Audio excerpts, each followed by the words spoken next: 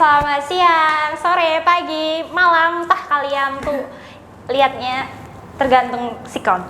Nah, di sini kita mau berbincang-bincang santai dengan aku, Selin, dan Siska.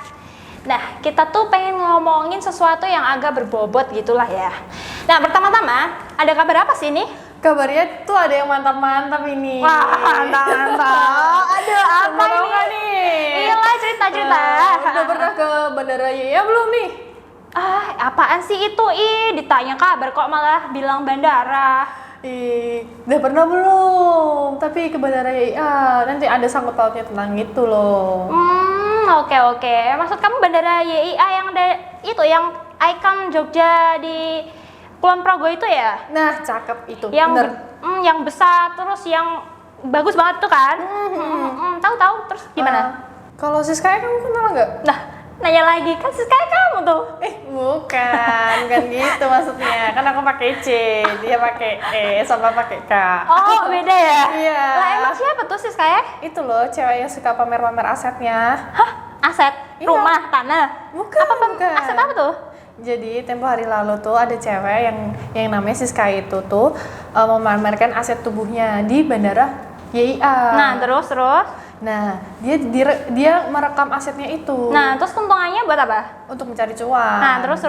Terus habis itu dari cuannya itu dia bisa membeli apapun, dan dia juga memiliki gangguan jiwa. Hah? Gangguan jiwa? Gangguan Iya. jiwa yang gimana tuh maksudnya? Ya pokoknya yang suka pamerin bagian tubuhnya gitu di tempat umum. Habis itu dia upload gitulah. Masa sih? So tau banget sih kamu? Karena aku lebih pro daripada kamu. Udah. Mending daripada ngawur gitu, mending kita tuh cari ngomong sama orang yang bener-bener pro gitu loh. Oke, siapa tuh? Ada orangnya, panggil aja ya. Oke. Ya udah, aku panggil ya, namanya Frisky. Nah, di sini dia ada kok di sini. Sini Mbak Frisky, ngomong sama kita. Oke, aku duduk mana nih? Sini. Oke. Tadi kan ngobrol apa sih? Kayaknya seru banget. Gini loh. Jadi tadi tuh kita tuh ngomongin Siska.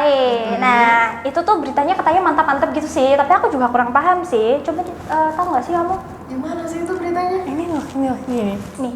Sosok pemeran wanita dalam video syur itu adalah Siska, diungkapkan oleh Kepolisian Resor atau Polres Kulon Progo melalui Kasumas Polres Kulon Progo Ibtu Inengah Jeffrey pada Jumat 3 Desember. Polisi menduga atribut serta kacamata yang dipakai sosok wanita tersebut sama dengan pengamatan polisi pada akun Instagram Siska. Nah, menurut kamu ya Mbak Frisky, kasus Siska ini tuh kayak gimana sih menurutmu? Kalau menurut aku ya, dari teori kejahatan ya, itu tuh dilihat dari 3 aspek yang berbeda. Yang pertama tuh fisik atau biologis, habis itu psikologis, habis itu sosiokultural. Gila, keren. Ini ibu bobot ya kita ya ngomongnya. Nah, lanjut gimana? Nah, kalau melihat dari aspek kejahatan itu nggak bisa dipisah-pisah, jadi harus digabung-gabungin gitu, nggak bisa dipisahkan kalian. Kayak aku sama kamu juga ya. Iya, apa sih jijik dari gue. Nah, terus lanjut Mbak, lanjut.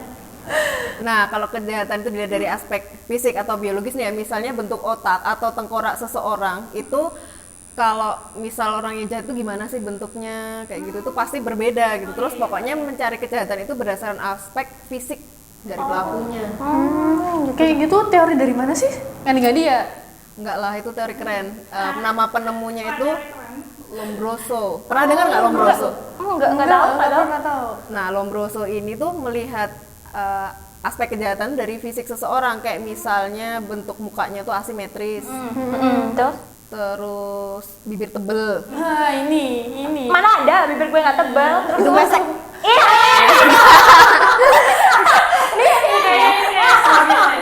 Nah, kayak gitu tuh. Nah, contohnya kita jadi saling hina kan. Nah, itu berarti teori itu tuh gampang dipatahkan. Teori itu udah usang, udah nggak relevan sama sekarang. Soalnya kan ya hidung pesek kalau diasosiasikan dengan orang jahat itu kan, kalau di filler atau ditanam benang dia bisa mancung. Berarti yang tadinya kira-kira jahat bisa jadi baik dong kalau cuma mancungin hidung. Iya benar. Terus gimana kok bisa disangkut pautin sama Siska ini loh? Nah, kita sih nggak akan bahas fisiknya Siska yang Iya.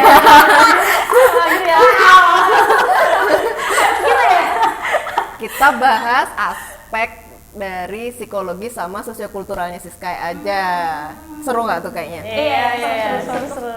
Kalau dari aspek psikologis nih ya, kemungkinan Siskai ini ngalamin jenis gangguan mental psikoses, yakni psikoses organik. Itu terjadinya kelumpuhan umum yang ditandai dengan kemerosotan terus-menerus dari seluruh kepribadian pada tingkat pemula. Terus itu perbuatan kejahatan seperti kayak pencurian kayak gitu tuh dilakukan secara terang-terangan, terus penuh ketololan, ya gitulah. Kalau menurut kalian nih, yang dilakukan Siska itu termasuk nggak sih? Aduh, iya banget lah, dia tuh gimana ya, bener-bener terang-terangan gitu loh, padahal kan dia kan sadar ya, nggak yang mabuk gitu loh. Ya ampun. Itu tuh disebut apa sih? Ini kalau yang suka memamerkan Eksi apa itu ya? Eksi apa sih? Eksibisionisme. Bener. Nah, itu tuh termasuk salah satu dari jenis penyimpangan seksual, yakni pelaku itu cenderung melakukan tindakan berulang agar dapat memuaskan dirinya sendiri untuk memamerkan alat kelaminnya pada orang lain. Kepuasannya dia itu didapat dari rasa kaget, shock, sama ketakutan ketika orang lain melihat perbuatan itu. Gila, ngeri banget. Iya. Dan itu tuh jadi kepuasan atau daya tarik tersendiri untuk dirinya. Bisa sampai ke masturbasi atau onani kalau laki-laki. Itu gitu. Cuma bisa ya ternyata. Nah, nggak sampai di situ aja. Kalau dilihat dari aspek neurosisnya, Siska itu kemungkinan terkena obsesional dan kompulsif neurosis, yaitu keinginan atau ide yang irasional yang nggak masuk akal dan sukar ditahan. Kayak misalnya kayak kleptomania, tiba-tiba nyuri kayak gitu. Tapi kalau misalnya orang barangnya yang dicuri itu kayak ngegap gitu, kamu nyuri barangku ya? Ya udah nih, aku kembaliin. Jadi dia kayak nggak ada muka bersalah. Nah, kayak misal Siska itu juga sama. Jadi kayak misal dia buka-buka gitu, kamu ngapain sih buka-buka? Ya nggak apa-apa, aku seneng aja. Oh gitu ya, jadi nggak ada rasa bersalah gitu ya. Nah, terus itu hubungannya sama jenius, tingkat kepintaran orang, sama kejahatan gitu ada nggak sih? Kalau menurut kamu ada nggak sih? Ada dong. Nah itu kan Siska pinter dia. Dia bisa memanfaatkan kejahatan itu untuk mencari uang. Nah, dia juga cerdas dong, mampu mengonsep videonya gimana agar bisa menarik daya tarik laki-laki itu juga videonya itu. Gitu ya.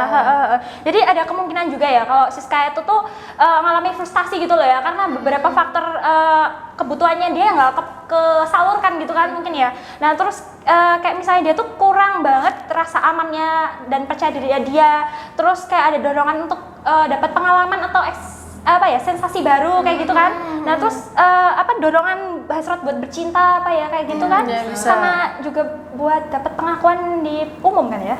Bisa banget. Terus juga bisa juga dari trauma masa lalu yang belum selesai itu. Kalau sosial kulturnya gimana? Nah, itu beda lagi itu. Kalau menurutku sih, kejahatan itu tuh dianggap sebagai kejahatan karena sama masyarakat sekitar itu dianggap tidak lumrah atau dilarang atau menentang aturan masyarakat sekitar tuh. Oh gitu lah, itu tuh berarti udah memenuhi semua unsur-unsur kejahatan gitu ya berarti? Kalau menurut aku sih Siska udah memenuhi unsur itu. Ya. Tapi kan Siska tetap aja melakukan itu. Itu karena adanya dorongan dari orang atau gimana? Nah tapi kan ditambah lokasinya itu loh, dia tuh di IA itu, jadi ikon Jogja gitu kan ya. Maka dari itu kan Siska diamankan di Polda DIY. Gitu. Terus kayak gitu kan bisa lepas dong berarti dia, kalau misalnya dia udah masa tahanannya udah selesai gitu? Ya enggak lah, dia kan gangguan mental, jadi tuh nggak sama orang yang gila gitu loh. Jadi tetap proses hukum harus berjalan deh kayaknya. Oh menarik sekali ya pembahasan ini. Obrolan juga sangat berbobot dan mantap sekali ya. Iya dong. Nah, sebagai generasi milenial nih ya, nah kita tuh harus peka terhadap lingkungan dan juga perkembangan di sekitar kita. Jangan cuma bahas dengan obrolan yang toksik-toksik gitu aja ya guys. Ya, semoga sih obrolan kita kali ini tuh dapat nambah wawasan dan edukasi kita tentang teori-teori kejahatan dan penyebabnya apa, terlebih di dalam kasusnya Siska ini. Amin, semoga aja teman-teman kalau gitu. Makasih ya udah nonton semuanya. Semoga sangat bermanfaat banget buat kita semua untuk podcast hari ini. Terima kasih Mbak Friski. Terima kasih Iya, terima kasih. Ya, sekian.